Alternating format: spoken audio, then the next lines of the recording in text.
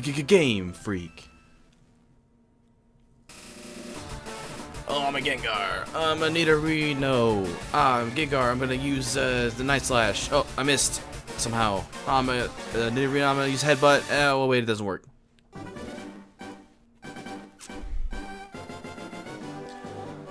Hello, everybody. My name is LokNezMunstr, but I like to call myself Nezzy with 2 Z's because the other word is too hard to spell and kind of annoying to say. So, this is going to be a playthrough of Pokemon Fire Red Omega version, not just Fire Red version. So I'm going to explain what's going on as I start the game because everyone knows the tutorial is quite long and boring and everyone's played this before, so we all know what is going on. So this isn't just a regular playthrough, this is going to be a Nuzlocke. Now while I go through the tutorial, I'll explain the rules as well. So, Fire Red Omega version is a version of Pokemon that allows you to catch all 386 Pokemon of the 3rd generation. That means you do not need to trade anything for any reason, and there are no version exclusive Pokemon in this game. They can all be caught. That obviously means that the wild Pokemon have to be changed in every area because you need to be able to catch everything. And just because this game is more of a complete experience, in my opinion, the wild Pokemon and trainer levels have been scaled to better encompass the overall maximum scaling of Pokemon levels. You know, the Pokemon max level is 100, and this game takes you pretty close to the end of that by the time you beat the Elite Four for the first time. This little informative thing tells you a little bit more about that. Also, the level up moves and stats have been changed a little bit, but you know, the spirit of Pokemon is still there. So feel free to read this and understand. Big credit to Drayano for making this hack. He has made this one as well as several others for different other versions of Pokemon, and they are all just astounding, just amazing in my opinion. This is exactly what I want to do. So, as we continue this tutorial, I will tell you the rules of the Nuzlocke challenge that I'll be doing. If you don't know what a Nuzlocke is, I'll explain it first of all, but also, why did you click on this video? Because you probably should have known by now. Anyways, so the rules of a standard Nuzlocke are as follows. Rule number 1, you can only catch the first encounter in each route or area. This doesn't mean that you have to catch that encounter, but just that it's the only thing you can catch. So you can knock out the Pokemon or run away from it if you don't want to catch it, and sometimes you might knock it out by accident. That happens to me all the time. So the way I will be playing is that this rule is determined by the name of the route or area on the Pokemon summary page that tells you where it was caught. So on the summary page it says found in this area or at this route. Those are the different areas. It's not determined by loading zones or anything like that. It's by that only, and we can check that by going to our save menu and seeing where it says we are. So this comes with a couple of rules we have to explain as well. This means that if there is a gift Pokemon, someone gives you a Pokemon, or you can trade for one, you can only use that Pokemon if the name on the encountered part of the summary page is a place that you haven't been to before. If it's the first encounter on a route and it's a gift, you can still use it as long as it's your first encounter. That means no wild Pokemon in that encounter have been found at all. This also applies to static encounters like legendaries. For example, the Zapdos outside of the power plant would probably be my first encounter for the power plant when I arrive if I show up there at the right time to catch Zapdos. And then I am free to use that Zapdos. That's how the rules will go for that. As far as clauses go, I will be using dupes clause for entire evolution lines in a strict manner. Real quick before I explain that, I'm going to name my rival someone who I admire and who has inspired me to even make this series. Man, how does he spell it? Is there a capital B in there? Anyways, his name is 2-Bit Crow. If you don't know who he is, you should look him up. Great Pokemon YouTuber. Just finished an amazing series on another Drayano hack for Soul Silver. That was a Nuzlocke as well that you should go check out. But because I admire him and I think he's a great guy, I'm going to name my rival 2-Bit. Because 2-Bit Crow won't fit. And Professor Oak says, oh, his name's 2-Bit? Oh, of course, I named him something very stupid. Or his parents did. Anyways, I will be using Dupes Clause for entire evolution lines in a strict manner. So this means, if I catch a Pidgey, for example, I cannot catch another Pidgey. At all. I cannot catch it. That's strict. And I cannot catch a Pidgeotto or Pidgeot.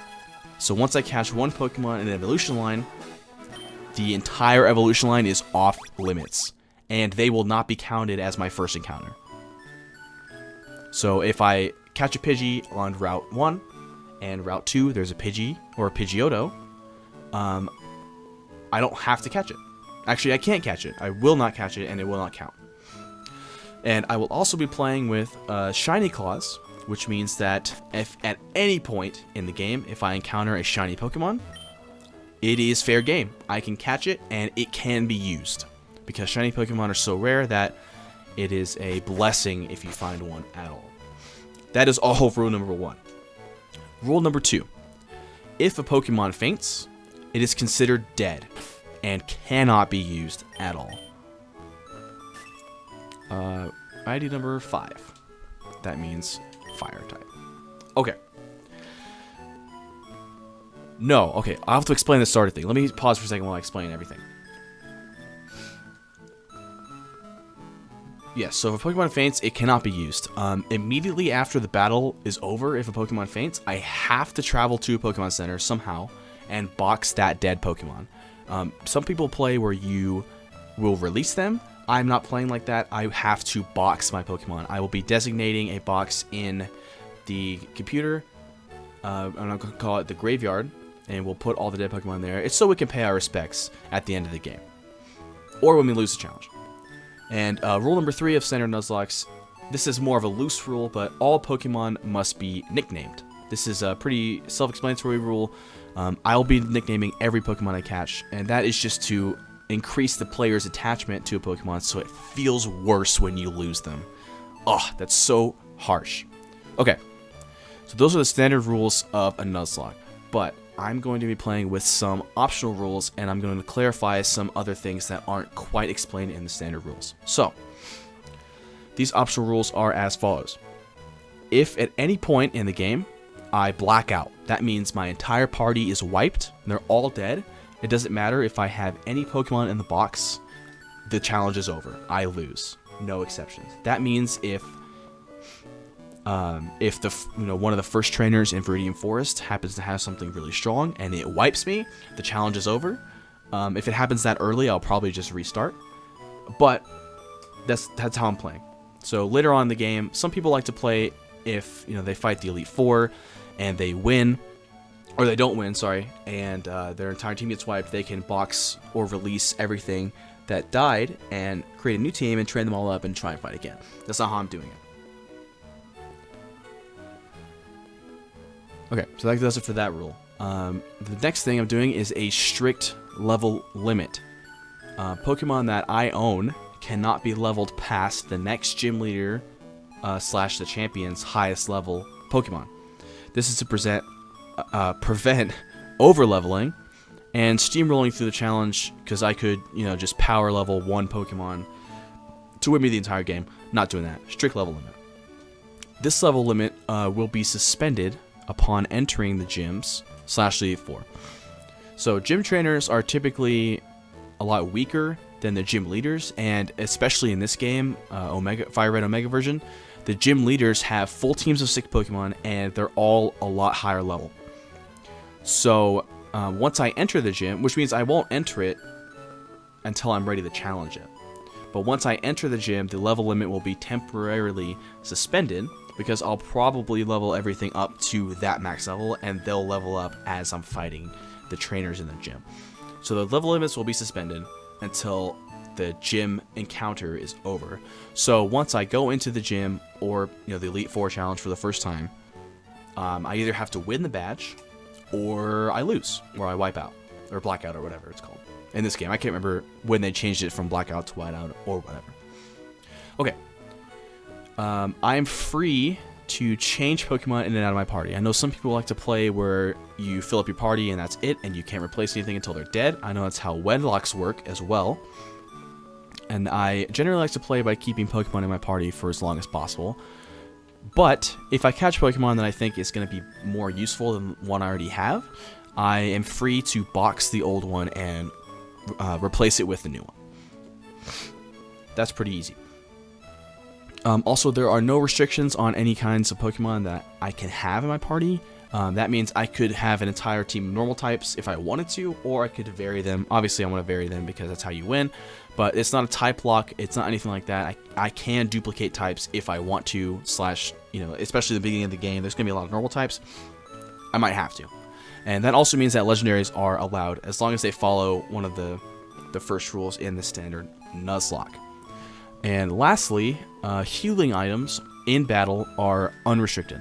I think this challenge is going to be harder than it needs to be, so I'll try not to heal spam. I cannot promise that I won't do that because I think it is a viable strategy, but just so you know, healing items will be unrestricted, so I'll probably be loading up on potions and stuff, and if I get into a tight spot, I might need to heal stall somebody so their PP runs out. Hopefully that won't happen, and I know it's kind of scummy, but it's my challenge, so that's how I'm going to do it. So what I also like to do with my starter Pokemon is look at the first number of my trainer ID. See, it's number 5. That means we're going to pick, normally we'd pick the fire type. In this game, the starters are a little different. They're not fire, water, grass. It is, I believe, Magby, Smoochum, and Elekid. And the way Fire Red works is that it does not order them based on grass, fire, water. So normally, if my trainer ID was a 1, 2, or 3, the first number of the trainer ID was a 1, 2, or 3, I would pick the grass starter. And in this game, that is the first Pokeball on the table, first from the left. In normal Fire Red, right? In normal Fire Red as well, the fire Pokemon, Charmander, is on the far right of the table, and that's what would be 4, 5, or 6 on the trainer ID. And then Squirtle's in the middle, so 7, 8, or 9 would be the middle Pokemon, Squirtle. So since I had a 5 as the first digit of my trainer ID, I'm going to choose the far right Pokemon, which I believe is an Elekid. I cannot remember. So this leads me into a disclaimer I have for this series. So the far right is, in fact, Elekid. Okay. So we're going to take the Elekid. This Nuzlocke run of Pokemon Fire Red Omega will be a mostly blind run. You could obviously see from the recording that I had a previous saved game. That instance of the save game was my actual first blind run, but I did not get past Brock. Because I wanted to get a feel for how the game was before attempting the challenge. So that being said, I have played standard versions of Fire Red as well as Leaf Green and the original Generation 1 games. And so I will be using prior knowledge of the games to benefit. So I mentioned before the Zapdos in the power plant. Obviously I knew that was there and how to get to it. So I'm going to be using knowledge I already have. That being said, it's still a blind run. Also, because of the level limit, I had to view the gym leader's Pokemon before starting this in order to know what the level limit was. I tried my best to skim the video I found. The video I found of the gym leader fights in order to find out what their highest level Pokemon was. But I promise I don't remember a whole lot about what Pokemon they had or how they used them. I just wanted to get the highest level, and I have a list of that, so we're good. Okay, so that's everything I needed to talk about. Let us think of an Elekid nickname. So our Elekid's a boy, And Elekid's are electric types, and they have little plugs on their head. So, which means you can kind of plug them into the wall, right?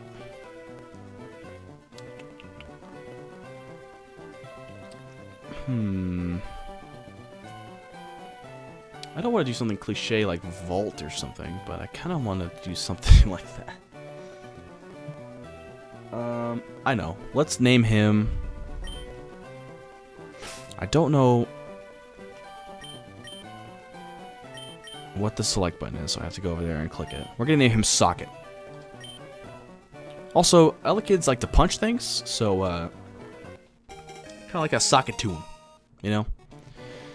Hey, Elekid, socket to him. Okay. Here's one more thing I need to tell you before we actually get started. This game is going to take forever to play. And I don't want every single video I make of this game to be extremely long. I think the music just cut out. It totally did. So, that being said, I'm going to speed up my emulator to 1.5 speed. That's going to make the music sound really bad. I'm warning you now. If that's something that is a deal breaker for you, you are free to not watch this video. The music won't be that loud anyway, but I wanted to let you know that's how I'm going to be playing. If you've ever listened to Nightcore, just imagine we're playing the Nightcore version of this game.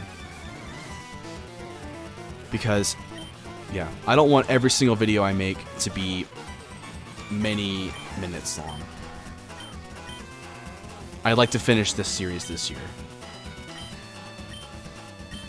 Obviously, we know how to play already. Interesting that our Elekid comes with quick attack. Static is good. On my previous game I played, I ended up picking Magby. Oh, we have an Oranberry too, wow. My Magby had, oh, I got Thunder Shock right away, wow.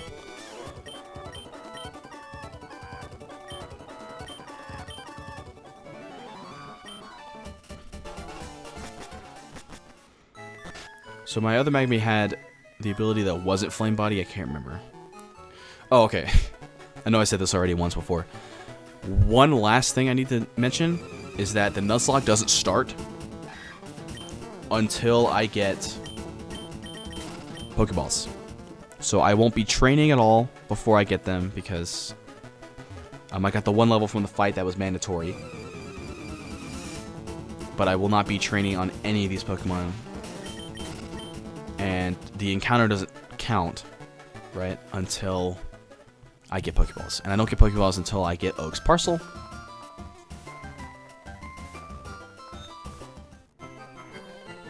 And deliver it back to him. And then I think he gives you the Pokédex and Pokeballs. So.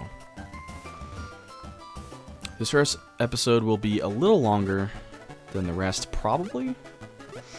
I'm trying to keep each episode to about 30 minutes or so. Depending on how we get. If it looks like we're close to the end of an area, I'll just go ahead and continue on, you know, that kind of thing.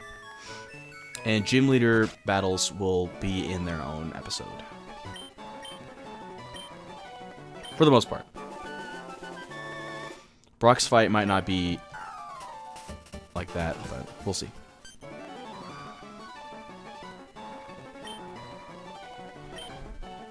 Oh, it's a high-tech encyclopedia.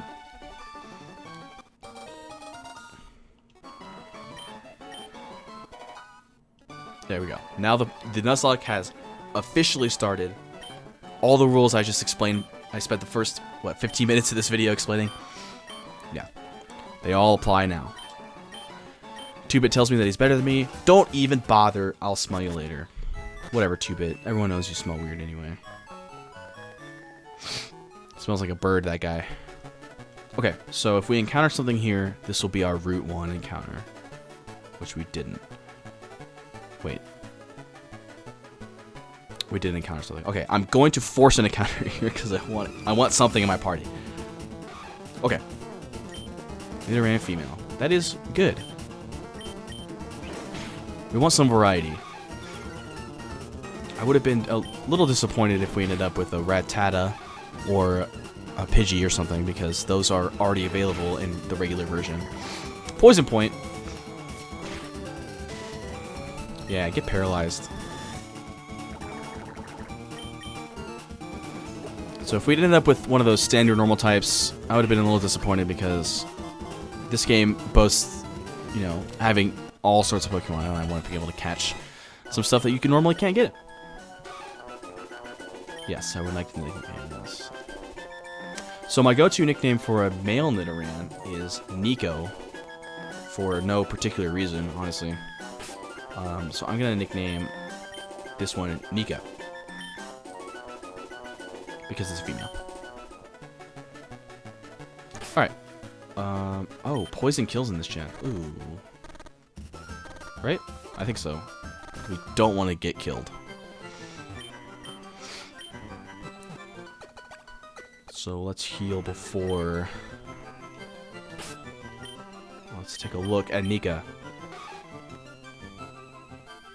So this says, met at Route 1. In Route 1 at level 3. So that is our Route 1 encounter. We cannot catch anything else in Route 1. I think I've probably over-explained it. So we already knew we had Poison Point because of the fight. And we have Scratch and Growl. Okay. So I don't think Evolution Stone evolutions have been changed. So let's just get a TGTVS. Okay. So I think we still need a Moonstone to evolve Nidorina into Nidoqueen. It's more like things that, like Kadabra or Machoke, don't need to be traded to evolve. They only need to be leveled up to a certain amount, or whatever. Okay. I am gonna go ahead and get my encounter.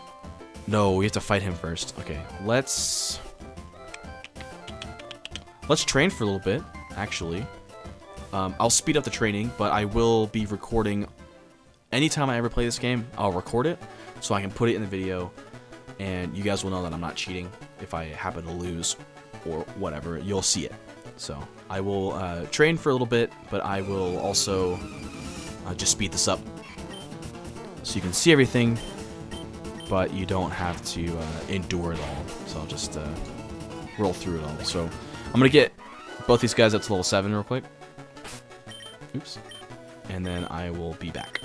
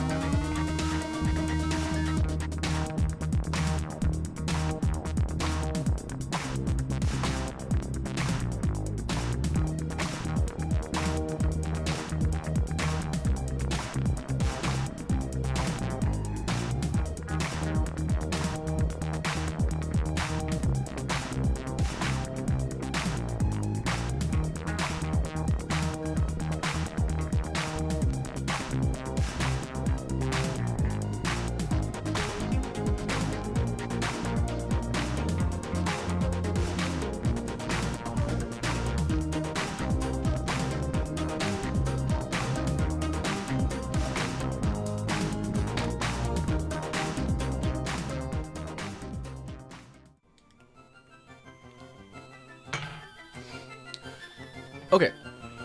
We are done training. We've got Socket and Nika both up to level 7.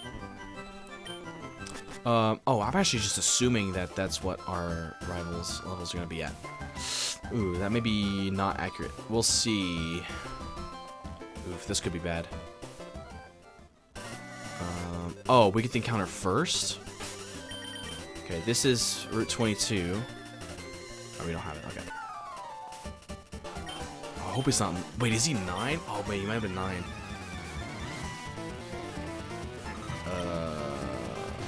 Two-Bit's got a Zubat. Ooh, at level 9. Oh, that's not good. And the Jinx.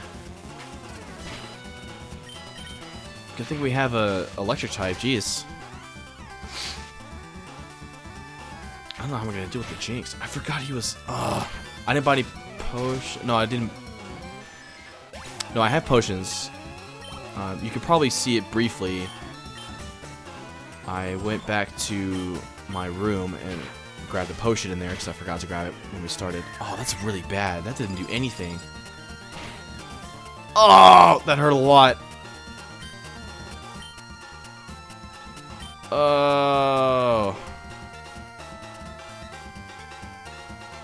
Wow, this is bad. I don't want to risk it for the biscuit. Powder Snow is just a always goes first move, right? Get paralyzed, please. Okay, that's good. That doesn't help because we were special. Oranberry! Ah! I forgot it was level 9. Please get paralyzed, dude. I don't want to lose already.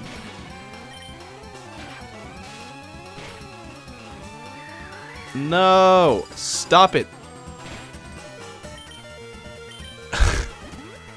This is just sad.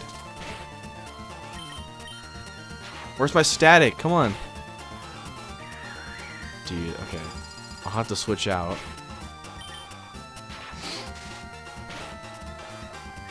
No, okay. What is the PP on Powder Snow? Ah!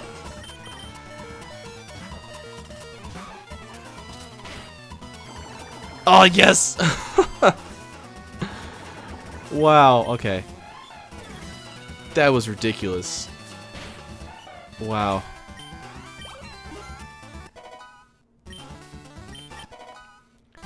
MVP Nika right there. Jeez, 2-Bit, you almost killed me in the first fight. Yeah, quit dawdling and move on. Can I get out of here without... Okay, we're leading with Nika, okay. Oh, crap. A Hoot Hoot! That's not helpful. It's level 7, too. Oh, thank goodness. How many potions? If Nika got too close to death, dude, we wouldn't have anything to do. Alright, I think we're good enough to start throwing Pokeballs.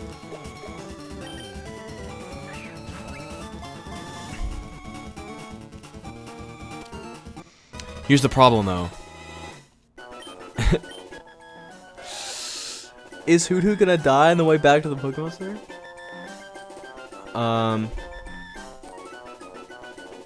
Let's see. Hoot Hoot's an owl. Noctowl.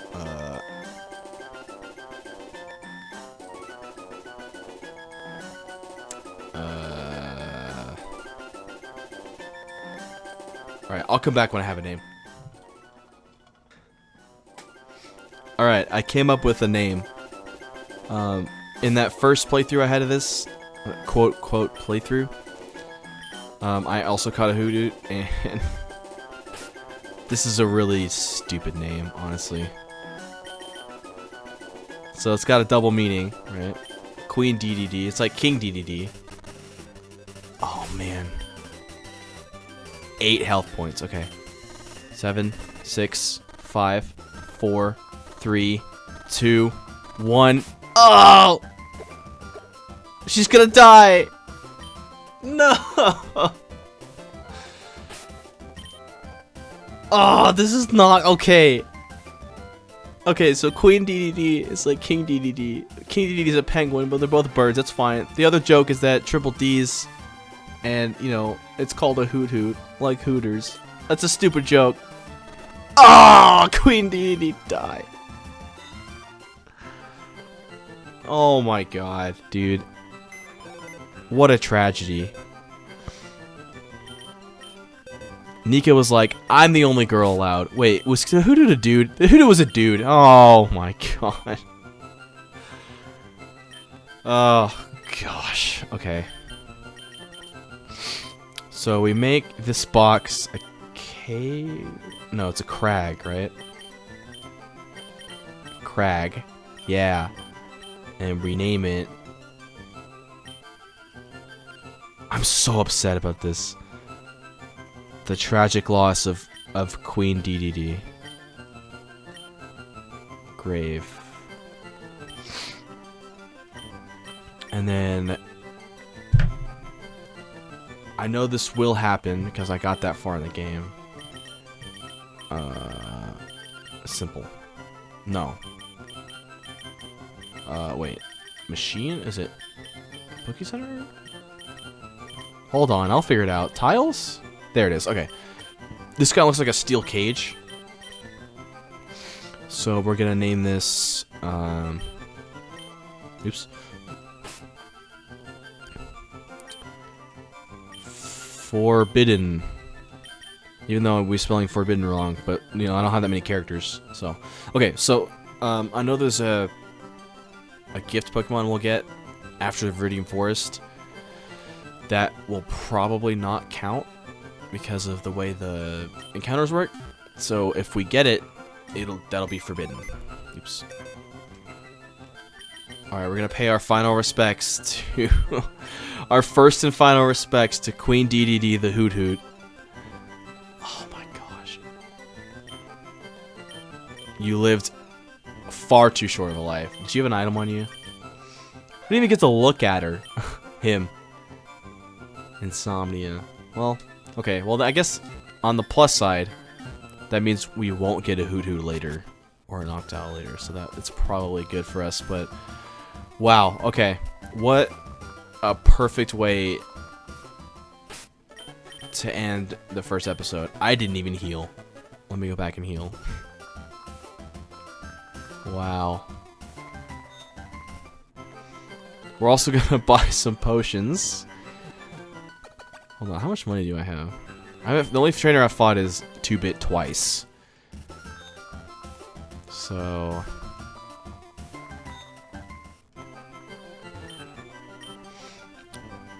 okay, let's get like 3 antidotes in case we get poisoned. We'll probably find some potions. Let's get 4 potions, and then we'll spend the rest on Pokeballs. Okay. Okay, that'll be the end of this first one. What an exciting beginning to this series. I can't believe it. Okay, so because I know the gift Pokemon's coming, I could skip this encounter on Route 2 because that Pokemon counts as a Route 2 encounter. I'll think about it. Oh. Oh.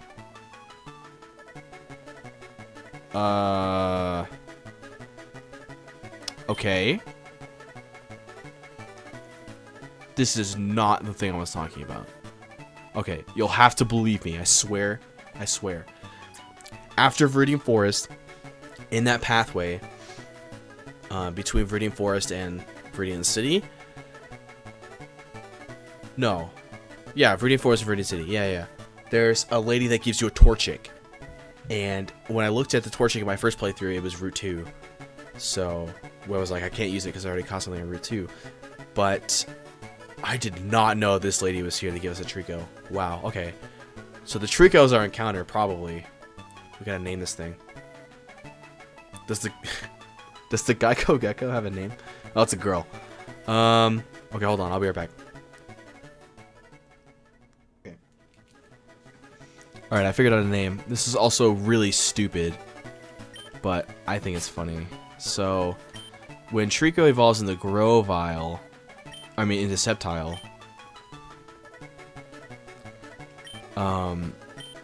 it kind of looks over his shoulder like an edgelord, And Trico also has Ree in it, so I'm gonna name it Edge Lady. Because it's like an edgelord, but it's level 10!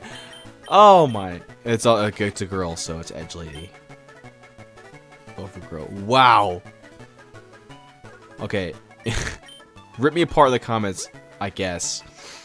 But I swear I didn't know that was there. Route 2? Yeah, okay. So the Torchic we get from that lady will be boxed, obviously. In the forbidden box, but... Does someone else give us like a... Where's the Mudkip?